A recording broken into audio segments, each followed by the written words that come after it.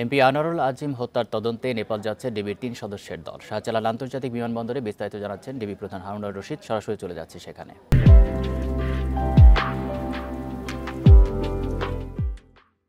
ওই পার্টি একজন ঘাতকের একজন সহযোগী, সেও ঘাতক, তাকে তারা গ্রেপ্তার, তার সাথে কথা বলেছে।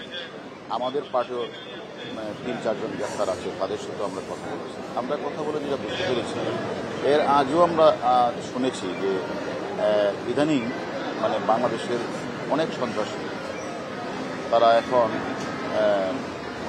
কাঠমান্ডুকে তারা ব্যবহার করছে, এবং এর মধ্যে আমাদের যে মাস্টার মাইন্ড বেনিফিশিয়ারি মদতদাতা শাহিন, সেও আমরা দেখেছি যে কাঠমান্ডুর মাটিকে ব্যবহার করে সে অন্য দেশে চলে গিয়েছে। আরও অন্যান্য আসামি সম্পর্কে কিন্তু আমরা এখন তথ্য পাচ্ছি।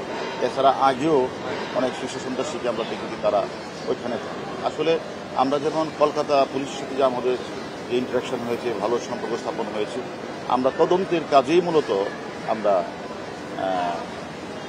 কাঠমান্ডু যাচ্ছি। সেখানে আমাদের ওই নেপালের পুলিশের সাথে আমাদের ইন্টারাকশন এবং তদন্তের কাজে সহযোগিতা আমরা চাই। সিয়াম হাসান করে একজনকে গ্রেপ্তারের সব বিষয়ে যে সকল আসামি আমরা মনে করি যে আমরা শুনতেছি এরকম অনেক আসামি তারা কাঠমান্ডুকে তারা রোড হিসেবে ব্যবহার করে সেখানে থাকে। এই সকল তথ্য কালেকশন করা, তারপরে কাঠমান্ডু পুলিশের সাথে একটু যোগসূত্র ইন্টারাকশন করা, যাতে ভবিষ্যতে কোনো আসামি বাংলাদেশে অপরাধ করে যেন সেখানে ঠাঁই না পায়, আমরা সেই বিষয়েও কথা বলবো। এবং আপনারা জানেন আমাদের যে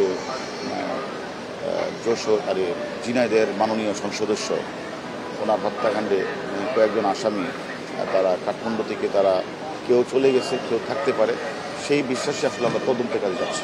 আপনারা সংবাদ সম্মেলনে বলেছিলেন যে সিয়াম হাসান নেপালে থাকতে পারে। আমরা আমাদের পুলিশ হেডকোয়ার্টারে এনসিবির মাধ্যমে আমরা ইন্টারপোলকে আমরা চিঠি দিয়েছি। আমরা ইন্টারপোলের মাধ্যমে আমরা কাঠমান্ডু পুলিশকে জানিয়েছি যে এখানে সিয়াম সহ বেশ কয়েকজন আসামি তারা কেউ চলে গেছে, কেউ আছে।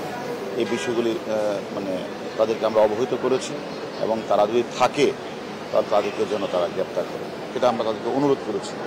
এবং তারই ধারাবাহিকতায় আমরা সেখানে আমাদের মামলাটার তদন্তের অগ্রগতি করার জন্যই মূলত আমরা আসামিরা যে জায়গায় ছিল বা যে জায়গায় তার সাথে সম্পর্কে কথা বলতে যাচ্ছি। একটু কনফার্ম করবেন, ভারত থেকে জিহাদকে জিজ্ঞাসাবাদ করেছিলেন, এখানে 3 জন আসে, এরা তো অনেক তথ্য দিচ্ছিল। কথা বলছিলেন ডিবি প্রধান হারুনুর রশিদ। আমরা সরাসরি সেখানে ছিলাম।